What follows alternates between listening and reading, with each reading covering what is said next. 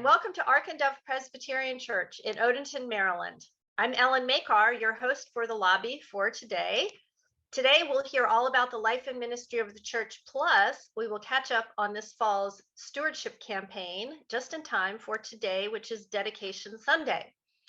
One of the members of the stewardship campaign who's been working hard on this is Joe Gray, and he will join me in a few minutes to talk live on camera. Normally, he's our production editor and working with me behind the scenes, but today we're jumping in front of the camera. So first of all, let's hear about what else is going on in the life of the church. Rehearsals for our two new music opportunities for children and youth are beginning today. We have a children's choir that's meeting at 10 o'clock on Sunday mornings, and that's for children ages 5 and up. And we have a middle school hand chimes group that is meeting a little bit earlier than that. Our new children and youth music director, Rayetta Bond, is leading these two groups, and we're really looking forward to having wonderful music out of these children and youth. Next Saturday, please join a bunch of your friends at church, including me and Joe probably, for a cleanup day at church. We will be doing raking, cleaning out the garden, getting things ready for winter. Lunch will be provided. You can stop in anytime after 9. No time commitment is necessary, and all tools will be provided. If you have your own gardening gloves, feel free to bring them. Coming up on November 29th is another learning session that will be presented by Michelle Schoonmaker and Katie Nilsson Johnson, this one on disability and the church. They usually do a fantastic job with really teaching us new ways of looking at various issues. So again, that's November 29th over Zoom. We also have an opportunity for newer people to learn about the ministry and membership in Ark and Dove. That will be on December 3rd, and breakfast will be provided.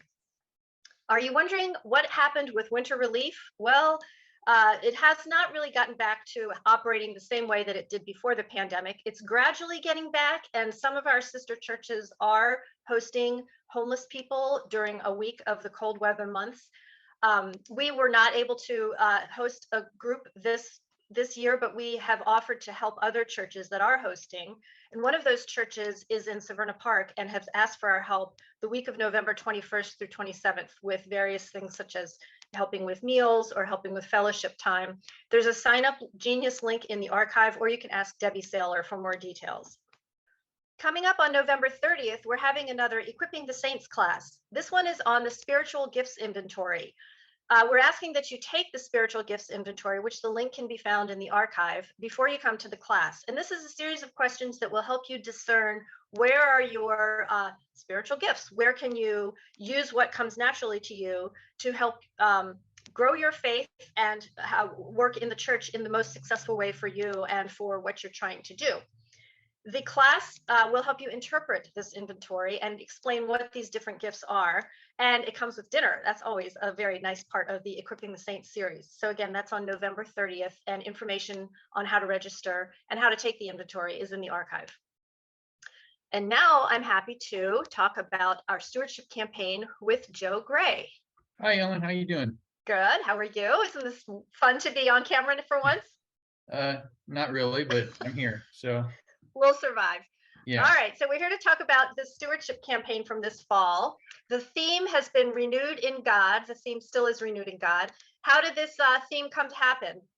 There were a couple things that really influenced the theme for this year. Of course, the past couple of years with COVID has impacted everybody greatly, and also the 30th anniversary of the church. So what we were trying to do was we were trying to figure out how best to express this, because even though COVID and just these past couple of years have been really rough on people, the whole church has still been ready to go and willing to jump in and do everything that they can. So we felt like, being a milestone that this is, and in the past couple of years, we felt that a renewal, not a complete renewal, we're still foundationally who we are as a church, but taking those and finding new ways of moving forward. And by doing that, we have the sub themes of embracing the future, renewed in faith, and living with hope and love. So we being renewed in God what we're doing is we're embracing the future. We're embracing the change. We're embracing the potential of the future and everything that can come out of that. And there's also the renewal in faith too. Just by not knowing what the future is going to bring and knowing that our faith in Jesus and God is going to help us get through whatever situation comes. And by doing so, by helping others and preparing for the unexpected, we're also living with hope and love. Yeah, that's Ark and Dove, right? That's totally our church. Like you said, Absolutely. jumping in during the pandemic, but now ready to go with something new in the same direction in our foundational who we are, but keeping going forward. That's great. I'm glad to have it all put together like that. Thank you.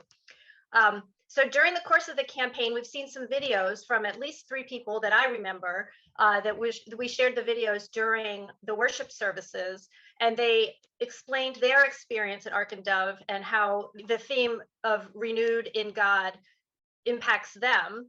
We saw videos from Lauren Herman, Jen Roman, and Amanda Croce. During the lead up, we had basically 6 weeks to work with, and we wanted to kind of alternate between in person and also video to kind of change things up a bit. But we chose people who are passionate about how Ark and Dove are passionate about Ark and Dove and the missions and ministries that they work in. So for the 3 that we had do videos, what we did was we had given them prompts about explaining who they are, how long they've been at the church, and then we wanted to figure out how they were impacted by the church. What are they doing to contribute? What are their most meaningful missions that they're part of, and what are they hoping for to come from those efforts that they put into the church? So Lauren Herman was great. She talked about family. She talked about how it was a good way of getting her children used to coming to church, because her kids love logos and being part of godly play and things like that. And how the church also shares acceptance and inclusion. Those were really good values that were important to her. Jen Roman was also talking about openness and affirming aspects of Ark and Dove. Some of the missions that she was really felt part of were anti-racism and earth care. She enjoyed the Bible studies. It allowed her personally to connect with her faith, and also praying for others. She felt that was important too. Now, I'm not wanting to steal everybody's thunder, because we have all these videos posted in the giving section on the Ark and Dove webpage, so you can view these on YouTube. But I really recommend that everybody look at these when you have a chance. Our third one was Amanda Croce, who's part of the Gleam team. What she was trying to explain was the ever expanding circle of love that Ark and Dove brings forward to the LGBTQIA community, and then advocate for those who can't advocate for themselves. And it just shows that Ark and Dove is accepting of others. Yeah, those are great little summaries of the really beautiful videos that those 3 people put together. We also had some people talking live in church, some church leaders, including me, about specific areas of the church that we're hoping to grow support for next year. Other than me, we also had Sarah Fox and Debbie Airy talk. Do you want to remind us what we learned from this? We had Sarah Fox, who's the Christian ed elder, and she was focused mostly on embracing the future, because being Christian ed, a lot of that is focused on the kids. And the children are our future. As cliched as that sounds, it is the truth. And she also expressed that there's what your donations and pledges do to help expand and bring new class materials, craft supplies, things that engage the kids into learning about God. But she also mentioned that there's a serious need for volunteers to help out too. You have to remember that not everything is all financial. We also need your time and your talents. If you enjoy dealing with kids, if you're not sure if you enjoy dealing with kids, you can volunteer. There's spots for everybody. And we just appreciate any effort and contribution that you can make. Ellen, you had done one. It was amazing. We appreciate you doing that for us. But one of the biggest subjects that you talked about was the music. We've got Rebecca, who's an amazing talent, and she's got a network of amazing talent that she has brought in. So we've had these highlights, extreme highlights of beautiful, beautiful music that helps a lot of people really feel God during service. And then also we had Debbie Airy, who was speaking for the refugee resettlement team. We had actually helped a family from Afghanistan, correct? Yep. Who was in a war-torn country, in a war-torn time of their lives, who it was just absolutely dangerous living where they were at. We were able to sponsor them coming over to the States, get them settled, get them food, clothing, shelter, the basic necessities. And most of all, we got them safe. And that is making a worldwide impact.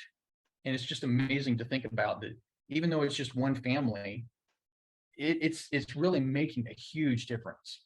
And these types of things are what we need your pledges for, because we can't really plan what we can do, how far we can reach out without knowing how much we have to work with. Yeah, that's exactly right. Hearing Debbie talk about the Abawi family and what they've been through, it's such a privilege that we are able to help these, and we can. Why aren't we doing more? It's really it's a privilege in so many ways. And back to when I did the little piece, like you said, music, especially music from those really phenomenally professional, trained musicians, it just reaches your soul in such a unique way that other things don't reach. It was so wonderful to go back and re-listen to some of those guest musicians. Absolutely. Here we are. It's Dedication Sunday. Let's get down to it. What does this mean, Dedication Sunday? So the stewardship team has been working for the past couple of months to kind of lead up to Dedication Sunday. So we've come up with the brochure.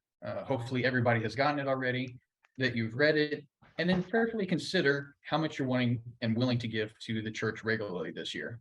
Inside of the packet, you'll have your dedication card, your pledge card. So we want you to fill that out and then bring it to church today. And then you start giving that amount. It can be EFT, it can be by PayPal or checks or even cash. And we also understand that making this sort of year-long commitment can be kind of risky, because situations change, jobs change, life circumstances. If you need to change later on, that's fine. A pledge is not a contract. You're not absolutely set in stone. Whatever you feel is comfortable for you. Ideally, what we're asking for an increase of 1% over your yearly gross income from the previous years. Got it. Here it is. My pledge card. I'll be bringing it into church pretty soon, putting it in the offering basket. Thanks for all this help there with the stewardship campaign, Joe. It wasn't just me. We've got a whole team. We've got my wife, Tricia, who's the discipleship elder, who's kind of in charge of that. And then we've got Doug Wolcott, who's the team lead.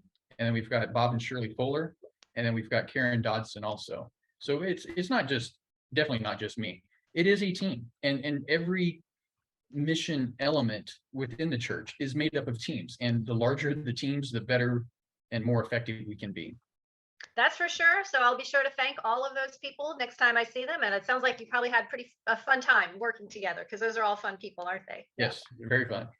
Well, thank you very much for talking to me today.